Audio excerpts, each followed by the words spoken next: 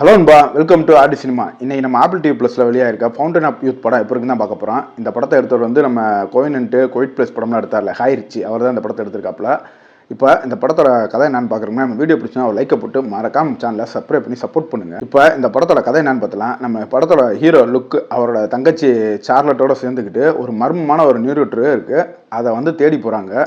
கடைசியில் அதை கண்டுபிடிச்சாங்களா இல்லையா, அதே நியூரோட்டரை தேடி இன்னொரு மாஃபியா கும்பலும் வருது, அவங்க இவங்ககிட்ட இருந்து அதை கண்டுபிடிச்சாங்களா இல்லையா, இதெல்லாம் சொல்கிறது தான் இந்த படத்தோட கதை. இந்த படத்தில் ஃபஸ்ட்டு எடுத்தோன்னே ஒரு 20 நிமிஷம் பரபரன்னே போகுங்க. ஏன்னா படம் போடும் போதே ஒரு பைக் சேசிங்கு, அதுக்கப்புறம் ஒரு கார் சேசிங்னு வச்சுருப்பாங்க. அந்த சீன்லாம் ரொம்ப நல்லாவே இருந்துச்சு. அதுலேயும் நம்ம ஹீரோ தேடி ஒவ்வொரு இடத்துக்காக போகும்போது அங்கே அந்த மாஃபியா கும்பலோட ஒரு லேடி ஒருத்தி நம்ம ஹீரோ பின்தொடர்ந்தே வருவா.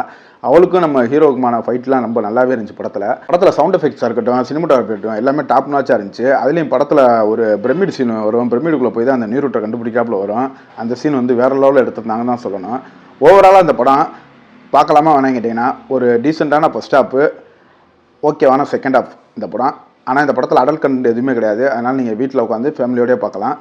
இந்த படம் உங்களுக்கு இப்போ தமிழ் சப்டைட்டிலே ஆப்பிள் டிவி ப்ளஸில் அவைலபிளாக இருக்குது. கண்டிப்பாக ட்ரை பண்ணி பாருங்கள். இன்னொரு வீடியோவில் சந்திப்போம்.